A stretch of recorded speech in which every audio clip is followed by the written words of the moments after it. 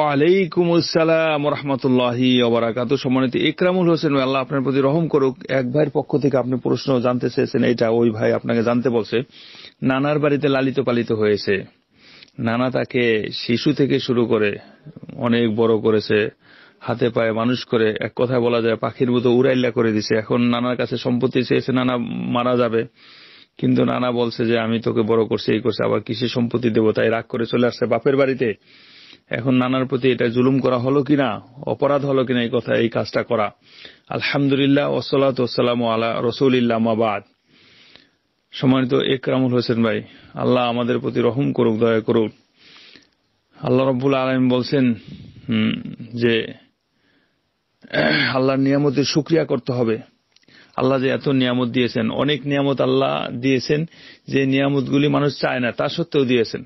শরীর, বডি, চলাফেরায়, ওঠা বসায়, এমন কিছু জীবন ধারণের জন্য যে সমস্ত নিয়ামতগুলি মানুষের দরকার, প্রয়োজন, রাত দিন 24 ঘন্টা সেই নিয়ামত আল্লাহ দিতেছেন, অথচ মানুষ চায় নাই। তাই অতএব আল্লাহর কাছে শুকরিয়া প্রদর্শন করা উচিত। শুকরিয়া রাত দিন করলেও শেষ হবে না। এক। 2 নম্বরে নবী সাল্লাল্লাহু আলাইহি ওয়াসাল্লামের একটি হাদিস, আল্লাহ নবী সাল্লাল্লাহু আলাইহি ওয়াসাল্লাম বলেছেন, মাল্লাম ইয়াশকুরিন নাস লাম ইয়াশকুরিল্লাহ। যে ব্যক্তি মানুষের কৃতজ্ঞতা, শুকরিয়া করল না, সে আল্লাহরই শুকরিয়া করল না পরোক্ষভাবে। মানুষের শুকরিয়া করা অর্থ এখানে এইটা যে, যে ব্যক্তি আপনাকে উপকার করেছে, যে ব্যক্তি আপনাকে সাহায্য করেছে, যে ব্যক্তির দ্বারা আপনি উপকৃত হয়েছেন, তার তো শুকরিয়া করা দরকার, তার এই উপকার স্বীকার করা দরকার।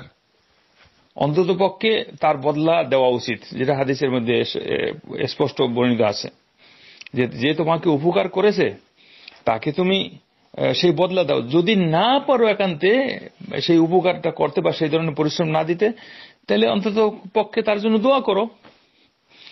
আর দোয়ার মধ্যে সবচেয়ে শ্রেষ্ঠ উত্তম দোয়া হলো এই কথা পৌঁছে দেওয়া, জাযাকাল্লাহু খাইরান। অন্ততপক্ষে এটুকু তো বলা দরকার। এখন পৃথিবীর কাফের বেঈমান নাস্তিকদের বাদ দেন, এদের কথা কইলে বলে কি করবো, কিলাবুদ দুনিয়া, দুনিয়ার কুকুর এগুলি। তো মুসলিম যারা আছে, যারা মুসলিম সন্তানাদি, তারাই তো একজন মানুষ আর একজন মানুষের শুকরিয়া করে না।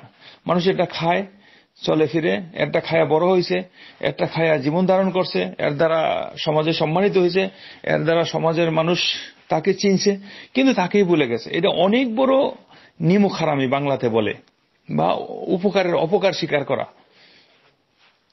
এই যে দেখেন বেঈমানি বলে অথবা নিমুখারামি বলে, এটা তো অনেক বড় অন্যায়, অপরাধ।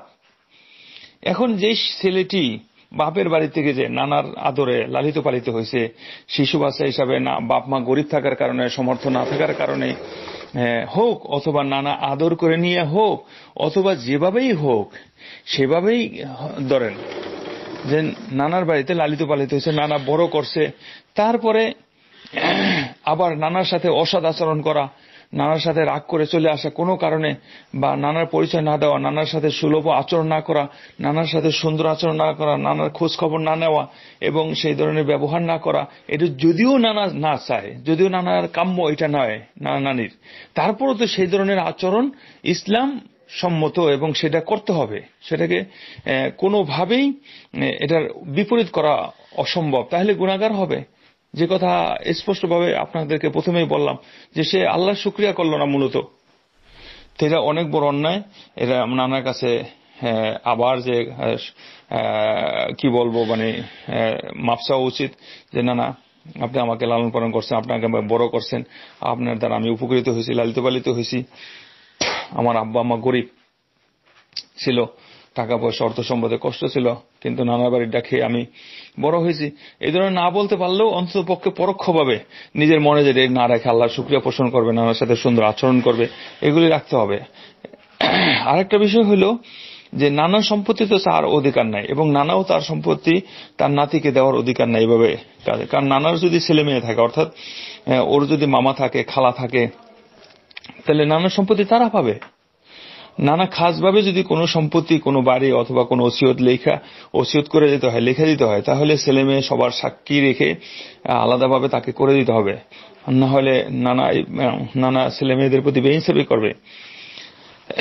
নানা কি একসা পারে? আর নানা যদি ব্যক্তিগতভাবে টাকা পয়সা ইনকাম করে কিছু নাতির জন্য করে দেয়, বাড়ি ঘর করে দেয়, অথবা কিছু টাকা পয়সা দেয়, সেটা যাতে ছেলে মেয়ে, নানার ছেলে মেয়ে যারা অর্থাৎ মামা মামা খালাদের প্রতি জুলুম না হয়, সেটা হলো আলাদা বিষয়।